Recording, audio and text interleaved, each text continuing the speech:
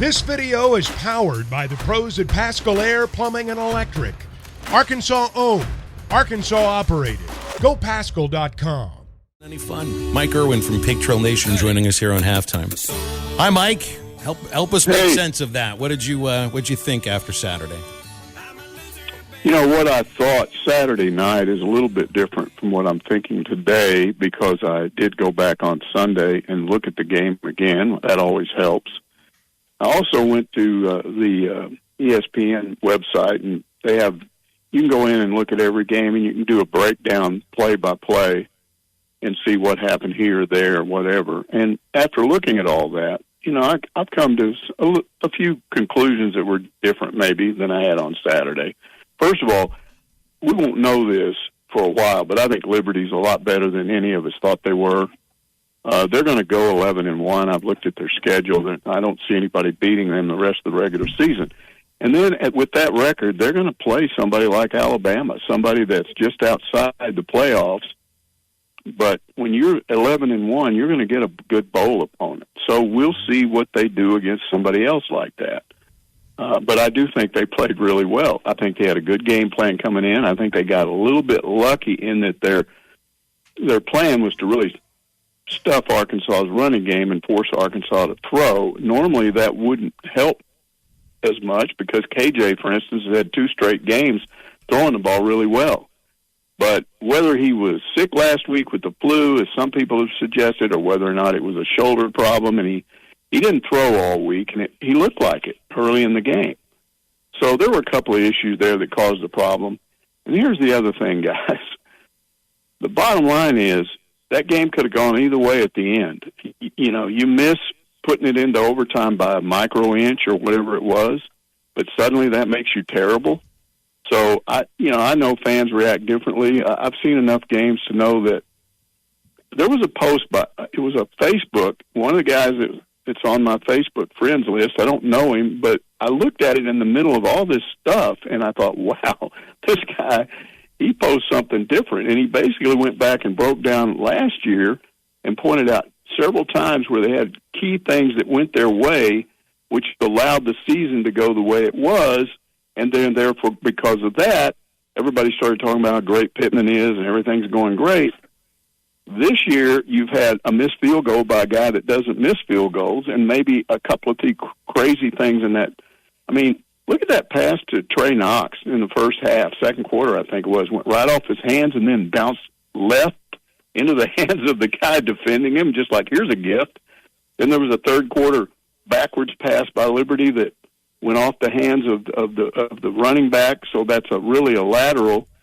And you got 3 Razorbacks around that ball, but it bounces right back into the guy's hands. So if it doesn't do that, Arkansas, maybe that changes the game.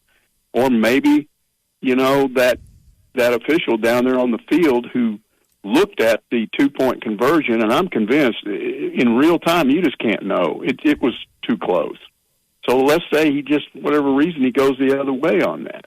Then you don't overrule that and say Arkansas wins. Nobody's mad. They may look back and go, oh, it shouldn't have been that close, but everything changes and hinges on little bitty things. And so the perception that last year was great, they were making progress. This year, this coaching staff needs to be fired. Pittman doesn't know what he's doing. It's just football. It's the back and forth that fans sort of go with when these things happen.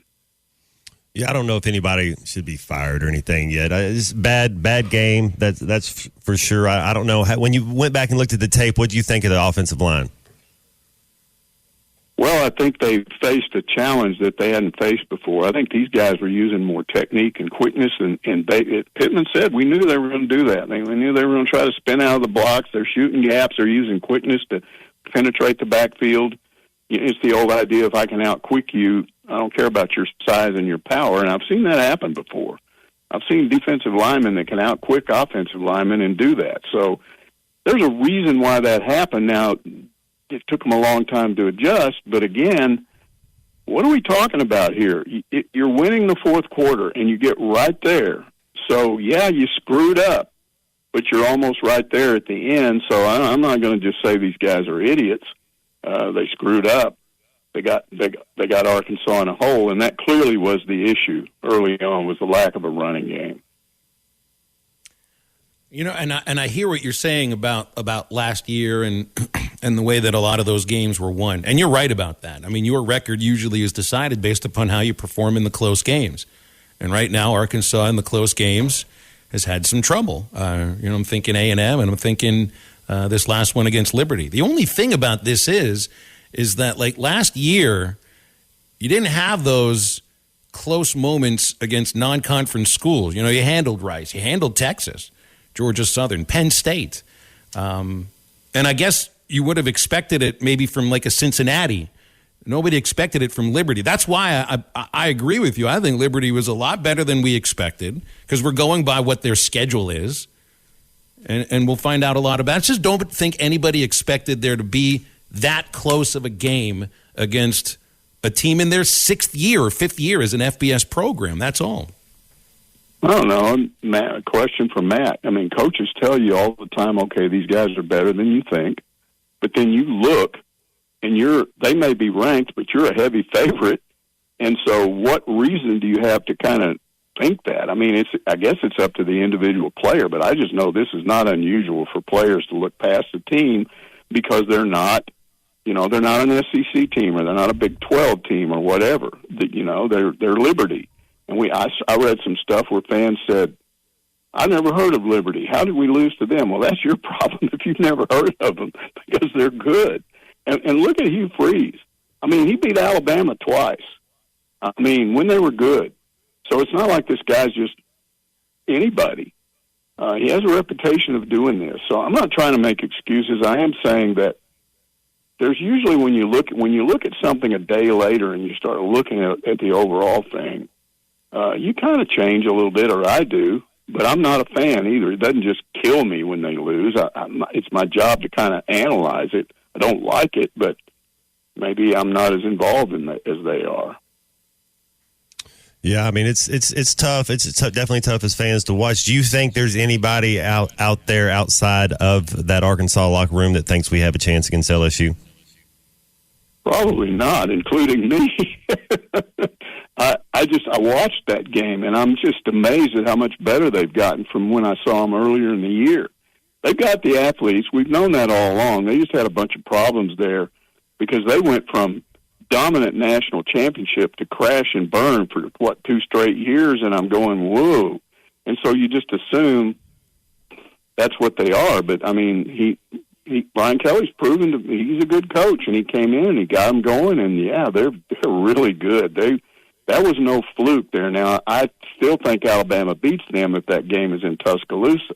So some of that is the difficulty of playing in the swamp, or whatever that thing is called down there. But they're good. They're really good. Their quarterback he's a stud. What do you think? I mean, I guess you got to say some positive things about the Arkansas defense. Second half, figuring it out and shutting them out. Who impressed you on that defense? Did you see what the adjustments they did to hold Liberty to 0 points in the second half, and kind of give us that chance, to come back, like you said? Yeah, I think the defense has kind of slowly been getting better for 2 or 3 weeks. People are so mad at them, they don't give them credit for that. But McAdoo was a big adjustment. Look, wow, what a guy. I mean, and don't you just love that guy's attitude? He looks like he basically said it after the game. I don't care where I play. I went to them. I want to be on the field. So he's got a lot of talent, and you look at the difference he made in just one game.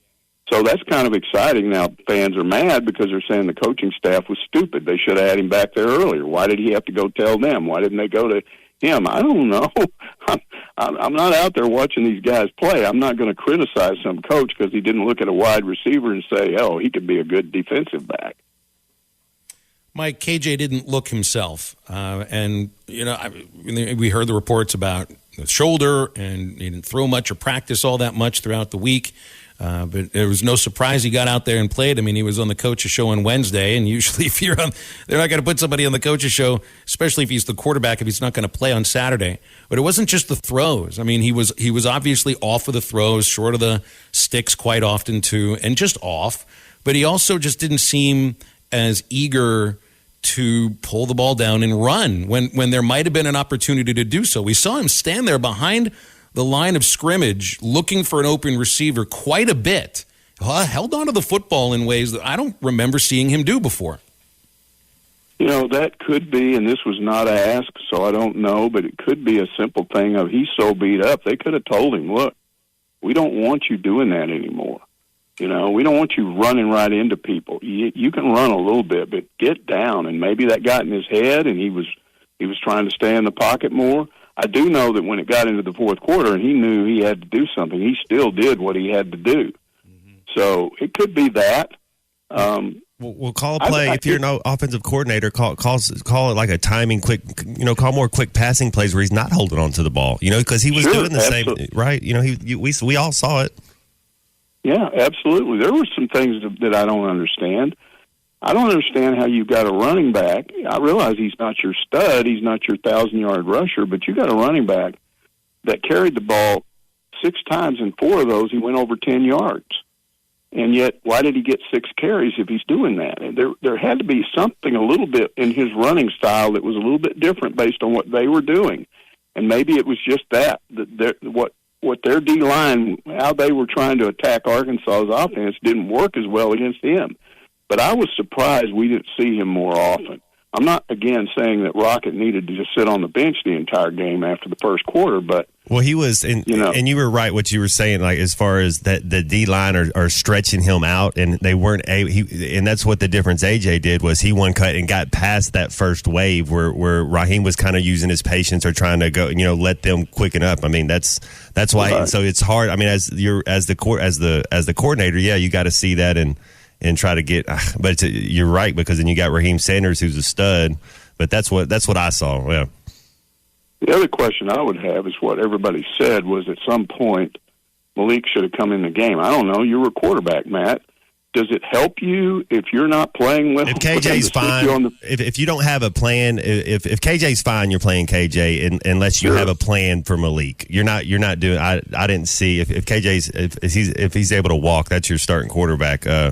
Unless Malik has just been balling out in practice, but KJ didn't do anything that I thought that was too.